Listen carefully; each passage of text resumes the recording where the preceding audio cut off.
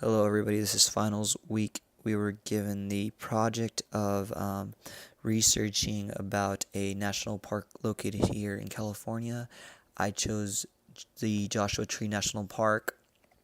The reason why I chose this park was because of my desire in the future to one day visit this park. This park has many attractions for visitors, such as camping, hiking, rock climbing, stargazing, and just overall enjoying the outdoors. Um, with that being said, I'll begin my presentation by talking a little bit about the history. After that, I'll show some images of the wildlife and give some statistics. And finally, I will talk about some problems that the park is facing, as well as give a brief summary of the presentation.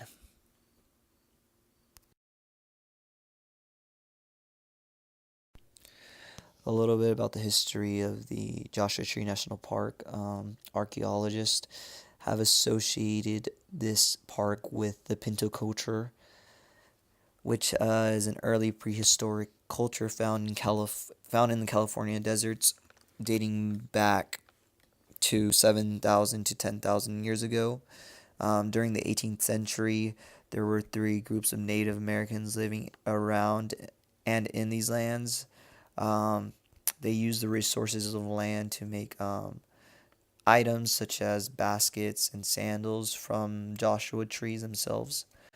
Um, Eventually, the Native Americans were pushed out of these lands because of the Americans who were coming to the West during the gold rush.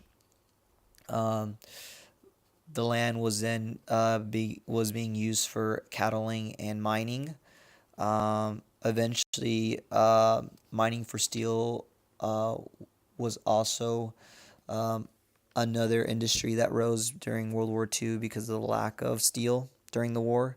An important figure that led to the establishment of the Joshua Tree National Park as a national monument was Minerva Hamilton Hoyt. Her biography, according to her biography, she fell in love with the land when she was passing through it um, on her way to Los Angeles with her husband.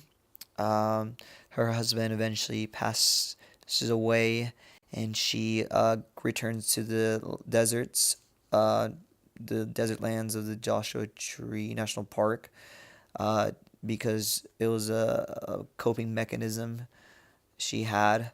Eventually, this led her to uh, you could say like lobby for the establishment of the Joshua Tree National Park as a national monument. Um, on June 1933, Hoyce visited Washington, D.C., and gathered support from many government officials to make this land, a national park. However, there was a lot of problems. Some of the main problems were private ownership, cost, and fulfilling the requirements of being a national monument. So there was a lot of private ownership of these lands due to the government giving parts of these lands to railroads and water industries to provide these services, and as well the cost of seeing this land was they didn't know exactly how much the amount was, and as well there was difficulties in this national park fulfilling the requirements of the national monument. However, with enough support and effort, uh, the Joshua Tree National Park was established in 1936 by President Franklin Roosevelt by his proclamation 2193. Okay, I'm going to talk a little bit now about the park itself. So, the Joshua Tree Park is about 1 million acres, and it's located between the high Mojave Desert and the low Colorado Desert, located in Southern California. It is a home to more than 250 species of birds, and as well, there are more than 900 species of plants. One of them is the Joshua Tree, which is a really important tree in the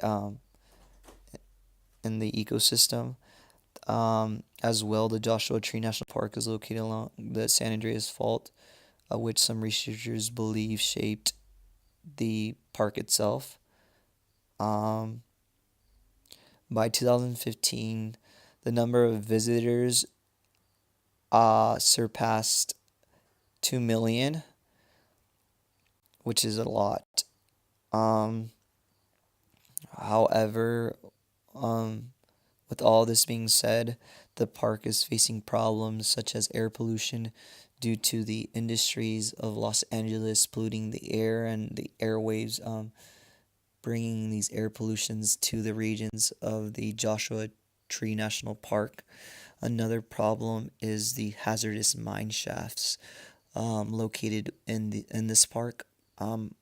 However, right now researchers are trying to find ways to um, have produce, I guess, cleaner air, and as well make these mine shafts not as hazardous.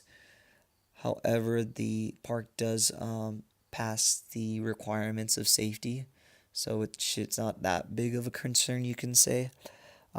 In summary, I would say that this park is full of a lot of history.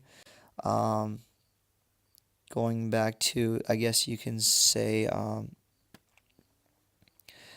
prehistoric cultures, as well as the um, as well as during the 19th century with the gold rush and all these different development processes that California was going through. Um, I would say thanks to Minerva Hamilton Hoyt, who made it possible for us now to visit this park, this national park, publicly now. I don't think this would have been the case if it wasn't for her. And the reason why I say this was because these lands were under private ownership.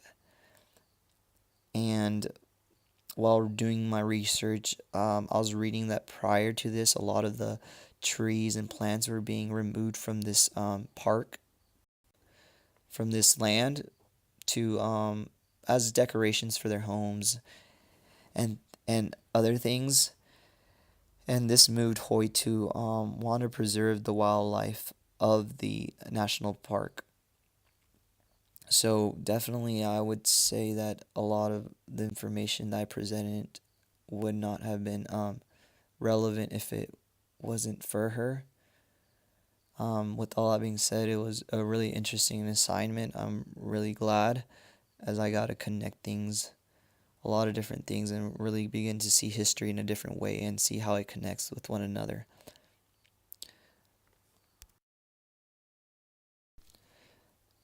With all that being said, I appreciate the time you guys have taken to watch this video, and I hope the best for each and one of you. Thank you.